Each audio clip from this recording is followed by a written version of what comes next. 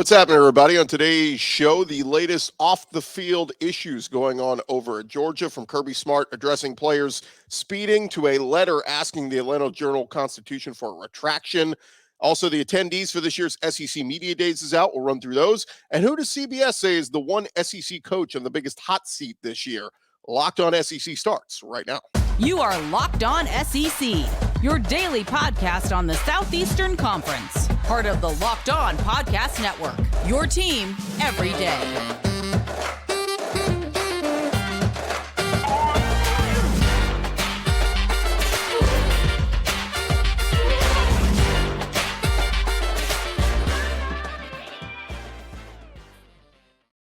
And what's happening, everybody? Welcome into Locked On SEC. It's great to have you guys along. I'm Chris Gordy.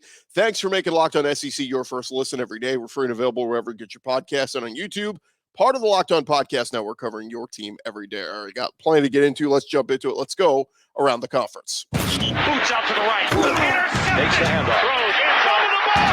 What a catch! Around the conference. And we start over at Georgia. As head coach Kirby Smart said Tuesday, he has not yet solved the speeding issue that has been plaguing his team, and that he is, quote, constantly looking and searching for ways to address it. This comes on the heels of last week, freshman outside linebacker Samuel Mpemba ticketed for going 88 and a 55.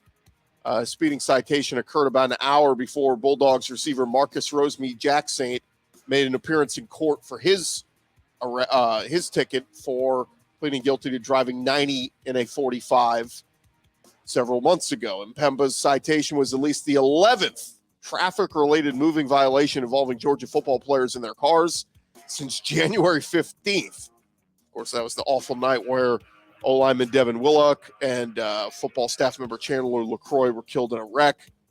And, we later found out racing a car being driven by Jalen Carter. Police say LaCroix's SUV was traveling more than 100 miles per hour when it slammed into a power pole.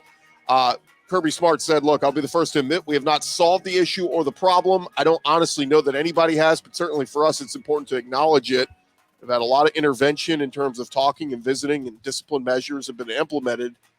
So we're going to continue to do that. In an interview back in March, Smart said he had enlisted the help of Athens-Clarke County police officers to help educate his players on the dangers of racing and driving fast. But clearly, the message is not being received. It continues to happen with Georgia players. What is going on? Is there nothing else to do in Athens other than win football games and drag race and speed? Unbelievable. Other issues going on at Georgia. Their athletic officials pushing back against published reports that state the Georgia Athletic Association tolerates sexual misconduct among members of the football team. During a meeting with reporters on Tuesday, Georgia AD Josh Brooks, Kirby Smart, and others spoke going into detail on numerous incidents over the past month, defending their procedures and current Georgia policies while addressing recent critical coverage from the Atlanta Journal-Constitution. 3 of those incidences cited by the AJC. There was the 2018 suspension of Trey Bishop, 2019 arrest of J.J. Holloman, and 2022 arrest of Adam Anderson were mentioned prominently. But in all those instances, the players were suspended immediately after Kirby Smart learned of the charges, and none ever took a snap again for the Bulldogs. So the University of Georgia Athletic Association has used a 9-page letter addressed to leaders of the Atlanta Journal-Constitution demanding a retraction on an article by investigative journalist Alan Judd. The letter was written by Michael Raber, the general counsel for the UGA Athletic Association. And he says the article was replete with errors, unsubstantiated allegations, innuendo, and possibly even fabrications. They go on to cite several of the stories. But again, an interesting thing there, because, obviously those were players accused of all different things. In fact, Trey Bishop was accused of felony eavesdropping and surveillance. J.J. Holloman was accused of assault, and Adam Anderson was accused of alleged rape. Again, Georgia seemed to take pretty quick action on those, and none of those guys ever took a snap again for the Bulldogs. So, but again, Atlanta Journal-Constitution feel like they're doing their journalistic duty, trying to say, hey, you guys need to do a better job here. Maybe they should write a story on the speeding, because that seems to be more of something that is out of hand and Georgia not handling it well. But we'll see. We'll see what happens there. Certainly, Kirby Smart will have to address some of those questions next week at SEC Media Days, you better believe. All right, over at Alabama, reports that offensive coordinator Tommy Rees, who has not even coordinated a game yet at Alabama, could be a candidate to replace Pat Fitzgerald over at Northwestern. Rees was one of several potential coaches mentioned in the Athletics' Bruce Feldman's piece on Tuesday. Like I said, Tommy Rees going into his first season at Alabama as OC. Does have experience that Northwestern could value as a head coach. Of course, was at Notre Dame for many, many years. Here's what Feldman wrote. He said, another Power 5 OC we think will be on Northwestern's radar is Tommy Rees, a Chicago native and a guy who got his coaching start as a Wildcats grad assistant in 2015. Rees knows plenty about what it's like to work in a high academic program. Having quarterbacked and then coached at Notre Dame would be a big plus. And at 31, he's still exceptionally young. His time under Nick Saban only figures to help his career down the road. So, look, I don't think Tommy Rees is going to be jumping ship anytime soon, but it sounds like maybe Northwestern going to have to go with the interim coach route, firing Pat Fitzgerald just this week. And, I don't know, this late in the game, we're about to, mid-July, about to head into August. Is this more so saying Tommy Rees maybe after this season they can make him the new head coach at Northwestern? Certainly something to keep an eye on. All right, other stories going on around the conference. Matthew Berry and Paul Feinbaum over at ESPN, they did a college football podcast hitting on a number of topics. And first thing they talked about was Texas A&M and the duo of Bobby Petrino coming in as the new offensive coordinator working under Jimbo Fisher. Matthew Berry said, I find that this is either an explosion of success or combustible beyond all belief effect coming. He said the pairing of Jimbo and Petrino at A&M feels like a last-ditch effort for Jimbo to finally get A&M over the hump. It's been close, but has not been executed to what I think people in the Aggie land were hoping for. Now, Paul Feinbaum says he thinks Petrino's still one of the top play callers of this generation of coaches, and he said, look, I think it was the right call. It was a desperate call, but it was the right call in hiring Petrino, so we will see how that works this year. They also addressed the investigation from the Atlanta Journal-Constitution and Georgia. Feinbaum said, look, I don't think this is quite as big of a story as some media outlets have made it. Ultimately, I think the attention will turn to the season here very soon. Lastly, the thing they touched on was Nick Saban and Alabama and where they are right now. Paul Feinbaum said, look, I feel confident about Alabama this fall, but for all those people who say, well, they only lost 2 games last year on the last play, he said they're not telling the real truth. The real picture is they also won 2 games on the last play, won another game in the last 45 seconds, and it could have gone badly. Saban escaped. Feinbaum noted that Saban is very good at that. But he said, look, state of Alabama right now is puzzling, and we'll see what happens here with once they figure out the quarterback thing. New coordinators. It'll be an interesting year for Alabama to see if they bounce back to what they are traditionally used to being. All right, over at Florida, they are still hoping for Wisconsin transfer Graham Mertz to show up and show out and have a big year this year. Florida talk show host Buddy Martin was on with Greg McElroy, Cole Kubelik on Jocks FM in Birmingham this week, and he said, look, quarterback play, it's kind of been up in the air. He said, I can't imagine the fact that Florida has 2 Big Ten quarterbacks to pick from, including Jack Miller, the former Ohio State transfer. He said, from the days of Steve Spurrier, the fun and gun days, come a long way from that. He said, I hear and what little I've seen, we don't get to see much of practice anymore, but what we've seen, Graham Mertz is efficient. He's a better player than people give him credit for. I think Nick Saban had him in there for a while at Tuscaloosa recruiting him. He's an efficient quarterback from what I know. He's not going to probably beat you deep or over the middle with 30 receptions, but remember, you guys have been around long enough to remember the term field general. He said, the guy who knows how to run a game, that's what we may be getting in Graham Mertz. So will be interesting to watch that one. A few other notes here real quick. Mississippi State getting JUCO DB Tyler Woodard. He was a class of 2022 prospect out of the state of Tennessee and committed to Mississippi State back in April 2021, but ended up having to go to East Mississippi Community College. And after a year of JUCO, he is a Bulldog once again. He committed to Mississippi State this week. class of 2024 transfer prospect, 6'2", 200-pound defensive back. So he is heading to Mississippi State after all. And then also the Bulldogs picking up a wide receiver with JUCO experience in East Los Angeles College wide receiver Tyson Schilling, announcing this week he is heading to Starkville. And if you look at the stats on the ELAC website, they say he played 11 games last year, recording 35 catches for almost 500 yards and 5 touchdowns. So we'll see if he plays a factor for Mississippi State moving forward. All right, there you have it. That is the latest going on around the conference. Thank you guys so much for making Locked On SEC your first listen every day. Coming up next, we are going to run through the list of SEC players heading to SEC Media Days next week. And, some names that I'm surprised are going, and some names that I thought maybe some of the schools could have picked some other guys. But more Locked On SEC coming your way in just a sec.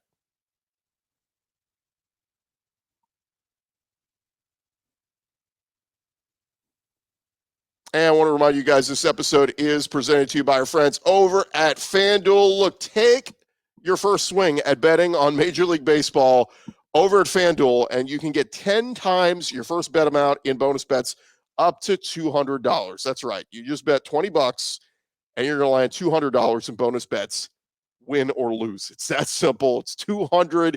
You can spend betting on everything from the money line to the over-under, to who you think is going to hit the first home run. It's all on an app that is safe, secure, and super easy to use. Plus, when you win, you can get paid instantly. Look, the All-Star break is happening this weekend. We got games coming as quickly as this Friday, Saturday, Sunday. You can get back in on the action, and no better place to do it betting on Major League Baseball than FanDuel. They are America's #1 sportsbook. Go sign up today and visit our website, FanDuel.com/lockedon. That'll get you up to $200 back in bonus bets. That's FanDuel.com/lockedon. And remember, FanDuel, they are the official partner of Major League Baseball.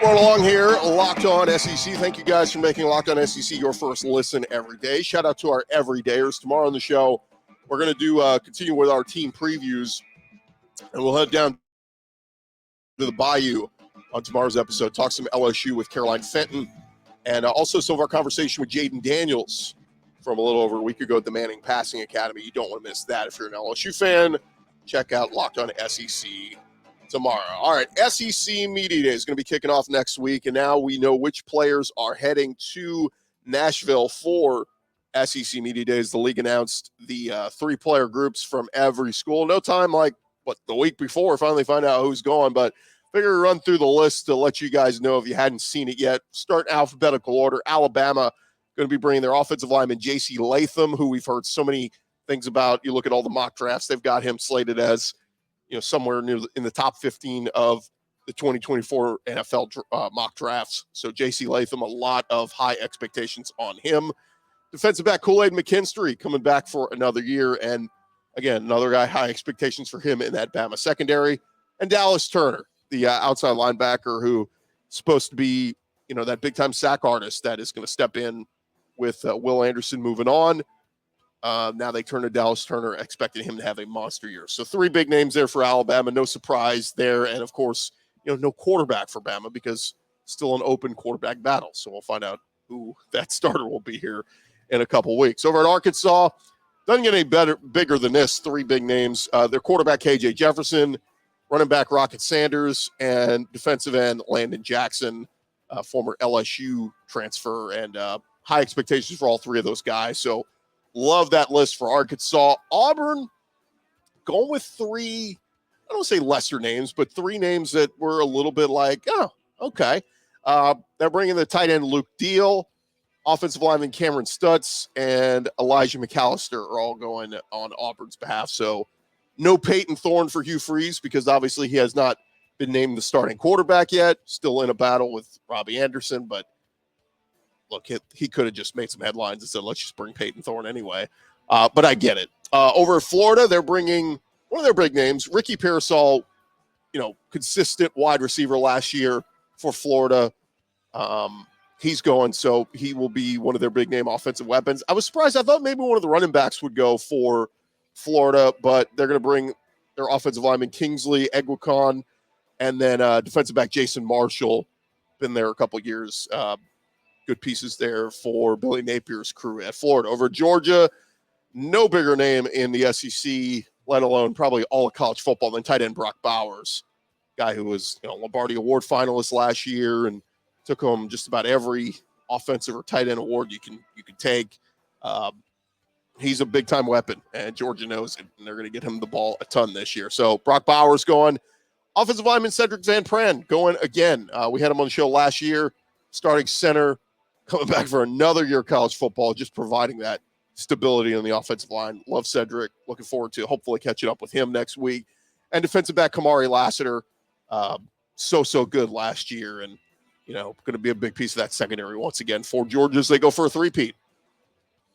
Over in Kentucky, a little surprised they didn't bring their new quarterback, Devin Leary, the NC State transfer. He will not be going, but appearing on Kentucky's behalf will be offensive lineman Eli Cox, and then two guys on the defensive side of the ball, D lineman Octavius Oxendine and linebacker J.J. Weaver, who feels like J.J. Weaver's been there like 18 years at Kentucky, but going to be fun to talk to some of those guys, and hopefully bring you some of those interviews here on Locked On SEC. LSU, three big names for them. They're bringing their quarterback Jaden Daniels, running back Josh Williams, former walk-on who was really, really good for them last year and some big carries in that Alabama game, and then defensive tackle Mekhi Wingo, who really stepped up for them, transfer who came in and really ate up on the interior of that line when Mason Smith went down. Mekhi Wingo stepped up and played a big role. So good names there for LSU. Over at Mississippi State, they're bringing three big names. Jaden Crumedy coming back again. We had him on the show last year.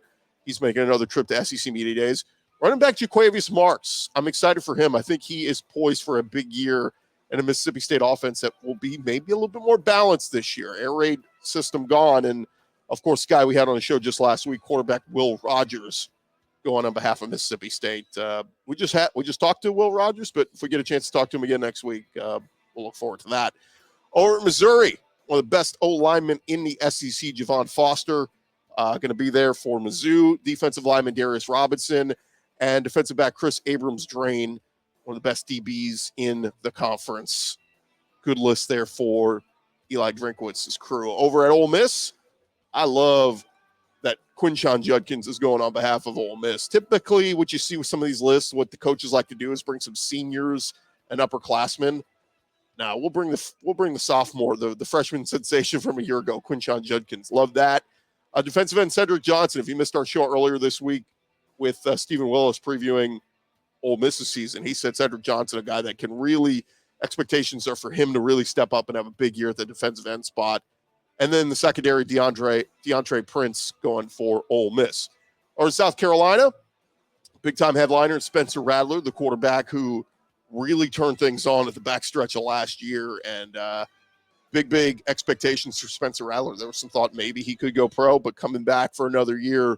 And high expectations for Spencer Rattler in Columbia. They also bring defensive lineman Tonka Hemingway and their punter, Kai Kroger.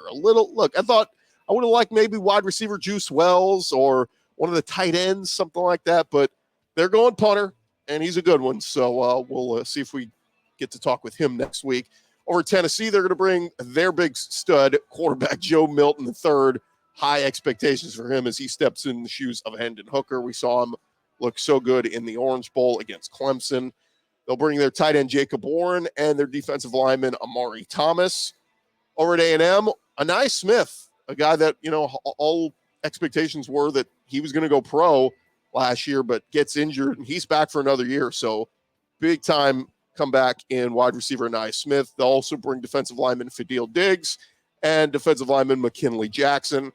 And lastly, Vanderbilt will bring linebacker Ethan Barr, safety Jalen Mahoney, and one of the most underrated wide receivers, not just the SEC, but the country, Will Shepard, Vanderbilt wide receiver. If you missed our conversation with quarterback Mike Wright last week, the former Vandy quarterback who transferred to Mississippi State, he was singing the praises of Will Shepard, how good he was. And, of course, it was a big reason why Vanderbilt was able to pull off those upsets over Kentucky and Florida last year because of the pass catching ability of Will Shepherd. So that's the list of Media Days 2023 for next week. And of course, we'll be bringing you all our shows from there in Nashville at SEC Media Days. So make sure you're subscribed and locked in. We'll be bringing you some great interviews and some guests over the course of next week and bringing you all the takeaways. Now, Paul Feinbaum was talking on the radio this week, and he was asked, what are going to be the biggest storylines of SEC Media Days next week? He said, obviously, Kirby Smart facing questions about the culture of his program. He said, look, what is he going to say, if anything, to address the constant issues in his program off the field? There are no issues on the field. We all know that. But there are a number of issues off them. He said, I fully expect him to deal with it front and center because I think that's who Kirby is. He knows he'll be asked about it. So I think that's really the first thing you're going to look for. Other things, he said, Commissioner Greg Sankey addressing the future of college football, more expansion, blah, blah, blah, all that. And he said, whatever Nick Saban brings up. But he said, I do know that the commissioner spends a great deal of time preparing for this moment. It's a big moment. Not only are the people in that room paying attention, but the people watching on television, everyone in college sports looking for a signal, a puff of white smoke from Greg Sankey into what his thought process is in relation to the biggest issues in college sports, whether it's NIL, transfer portal, all that stuff. I'm sure it'll all be talked about next week. So, of course, we'll bring you all the latest from Nashville throughout the week here on Locked On SEC. All right, thank you guys for making Locked On SEC your first listen every day. Coming up next, CBS College Sports putting out the 7 college football coaches on the hot seat entering this season, and only one coach from the SEC making the list. We'll tell you who that is in just a sec.